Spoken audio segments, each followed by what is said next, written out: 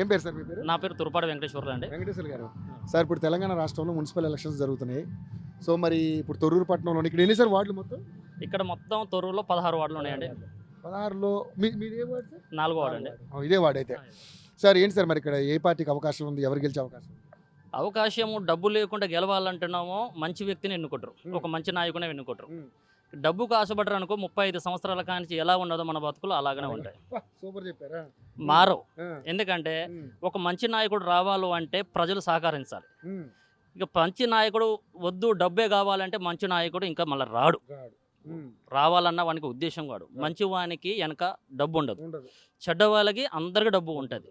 ఈ రాజకీయం అనగానే డబ్బు ఉండవానికి ఎలక్షన్ నిలబడతారు, ఓటుకు డబ్బు ఇస్తేనే గెలుస్తున్నారు తప్ప మంచివాడు వచ్చి దండం పెట్టి ప్రజాసేవ చేస్తుందంటే నమ్మే స్థితి కూడా జనానికి లేదండి. ఆ స్థితి ఉంది కాబట్టి జనంలో మార్పు రావాలని కోరుకుంటున్నా. జనంలో మార్పు వచ్చేసి నిజమైన వ్యక్తిని, పని లేని వానికి పని ఇవ్వండి. ఆల్రెడీ పదవులు ఇప్పుడు దాకా చాలా మంది పదవులు తీసుకుంటున్నారు కానీ పని ఉన్నోలే. ఏదో పని వస్తాను కానీ ఎట్ట వస్తాడు? గెలిచినది ఒక దుక్కున, ఉండేది ఒక దుక్కున. అతనికి ఫోన్ చేస్తే కింద పడ్డవని లేబడటానికి వార్డు కౌన్సిల్ రావాలా? మానవత్వం ఉన్నోడు ఎవడైనా రావచ్చు. కాకపోతే ఈ మానవత్వం ఉన్నాక జనం లేదంట, పదవులు కావాలి వానితోనే చేయించాలంటారు. కాబట్టి జనంలో చైతన్యం రావాలి, మార్పు కావాలంటే జనం మారాలి. ఓటుకి డబ్బు తీసుకోకుండా ఓటేయాలి, అది నా అభిప్రాయం అండి. మరి ఇప్పుడున్న పరిస్థితుల్లో మీరు అన్నది కరెక్టే. మీరు యంగ్స్టర్, మీరు మాట్లాడడం చాలా అద్భుతంగా ఉంది. కానీ ఎంతమంది ఆలోచిస్తున్నారు సార్ అలాగా? సార్ ఇప్పుడు నా వరకు నేనంటే ఒక 20 లక్షలు పెట్టి 30 లక్షలు పెట్టి గెలుస్తాను అనుకుంటా, కానీ నేను మంచి పనులు చేయలేను. ఎలా చేస్తా అంటే నేను డబ్బు పెట్టి 30 లక్షలు పెట్టి ప్రజాసేవ ఎలా చేస్తానండి? నేను చెడ్డవాని అయితేనని ఆలోచనతో వెనక తగ్గవలసి వస్తాను. మంచివాడు రావాలని ఉద్దేశం ఉంది కానీ 30 లక్షలు 20 లక్షలు ఖర్చు పెట్టేసి మరి మంచి పనులు చేయాలని వాడు రాలేడు. ఎలాగో సంపాదించుకుని ఉన్నారు కాబట్టి కొన్ని వాళ్ళకి మంచి పనులు చేయాలని లేదు కాబట్టి ఆ 30 లక్షలతోనే వాళ్ళు ఒడగొట్టుకుని వెళ్ళిపోతారు. ఆ ఉద్దేశంతోనే జనం రాజకీయం చేస్తారు. పరిస్థితులు మారుతాయని మీరు అనుకుంటున్నారా? అనుకుంటున్నాం సార్, చైతన్యం రావాలి. చాలా వరకు వచ్చేసింది. పిల్లలు, చిన్న పిల్లలు ఇప్పుడు ఓల్డ్ అనేది అయిపోయింది. ఇప్పుడు కొత్త పిల్లలు, ఇప్పుడు కొత్త న్యూ జనరేషన్ వాళ్ళు ఏవలుస్తున్నారంటే మంచి వ్యక్తి రావాలి, మారాలి, మన భవిష్యత్తులో మారాలి. ఒక కుటుంబంలో ఒకడు మంచివాడు అయితే 7 కుటుంబాల దాకా పేదవాడు ఉండడు, మంచివాడు అవుతారని ఉన్నది. ఒక్కడు చెడిపోతే మళ్ళీ 7 తరాల దాకా చెడిపోతారన్న ఉద్దేశంతో జనానికి మార్పు ఉన్నది.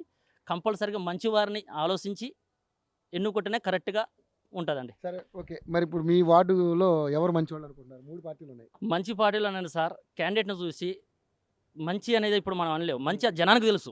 క్యాండిడేట్ ఎవరు ఉన్నారు మంచి క్యాండిడేట్? మంచి క్యాండిడేట్ అంటే సార్ ఇప్పుడు ఆల్రెడీ చూసిన తరం చూసినారు. ఇప్పుడు కొత్త వ్యక్తి ఒకసారి ఛాన్స్ ఇవ్వని ఆలోచన. ఎవరు అనుకుంటున్నారు? తురపాటి సారయ్య బీజేపీ పార్టీ అభ్యర్థి. కాకపోతే ఒక కొత్త వ్యక్తి, పని లేని వారికి పని ఇస్తే పని చేస్తారు. ఆల్రెడీ అందరికి పనులు ఉన్నాయి కాబట్టి బీజేపీ ఉన్నారు కాబట్టి ఎవరు ప్రజాసేవ చేయలేరని నా ఉద్దేశం. కొత్త వ్యక్తికి అవకాశం ఇవ్వాలి, బీజేపీకి ఒకసారి అవకాశం ఇవ్వాలి. తురపాటి సారయ్య. సో మరి బీజేపీతో సాధ్యం అవుతుందంటారా? అంటే ఒక అవకాశం వస్తుందండి. జనం తలుచుకుంటే ఏదైనా జరుగుతుంది. జనం మారాలి. బీజేపీ అనేది కాదు కాబట్టి క్యాండిడేట్ను చూసి జనం ఆలోచించాలి. ఈ వ్యక్తికి పని లేదు, ఈ వ్యక్తికి పని ఇస్తే మనకి అందుబాటులో ఉంటాడు అన్న ఉద్దేశం ఒకసారి కలిగింది అంటే నువ్వు ఎన్ని కోట్లు పెట్టినా కూడా వాడు గెలవాడు. మనసు మారితే రూపాయి లేకుండా గెలిచే అవకాశాలు చాలా ఉన్నాయండి. గెలిపించాలని ప్రజలు అనుకోవాలి తప్ప ప్రజలు తప్ప కానీ నేను అనుకుంటే కాదు, ప్రజలే మార్పు రావాలి సార్. నా అభిప్రాయం సార్. సో బీజేపీకి అవకాశం ఇస్తే బాగుంటుంది మీరు అనుకుంటున్నారు? బాగుంటుందండి. ఎందుకంటే ఆల్రెడీ బీఆర్ఎస్ చూశారు, కాంగ్రెస్ చూసినా. ఒక్కసారి బీజేపీకి అవకాశం ఇచ్చి చూడండి, అతని పరిపాలన కూడా అర్థమవుతుంది. నెక్స్ట్ సారి అతను కాకుండా ఇంకా కొత్త వ్యక్తి కనుక్కోండి.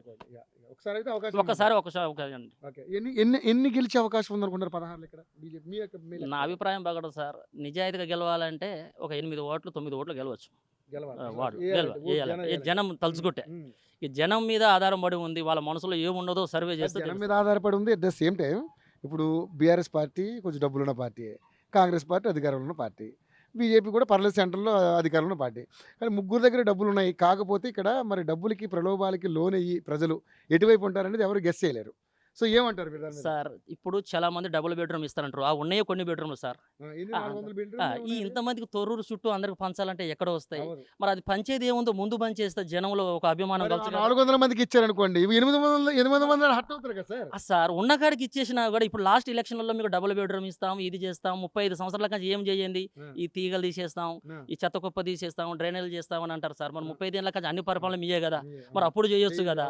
మరి ఇప్పుడే ఎలక్షన్ జరగట్లేదు. చేయట్లేదు, మరి ఇప్పుడు నేను వస్తున్నా అంటారు కానీ మీరు వచ్చి మరి వెనకడ చేయండి, మరి ఇప్పుడు ఏం చేస్తారు మీరు అని నా అభిప్రాయం. అంతే కరెక్టే.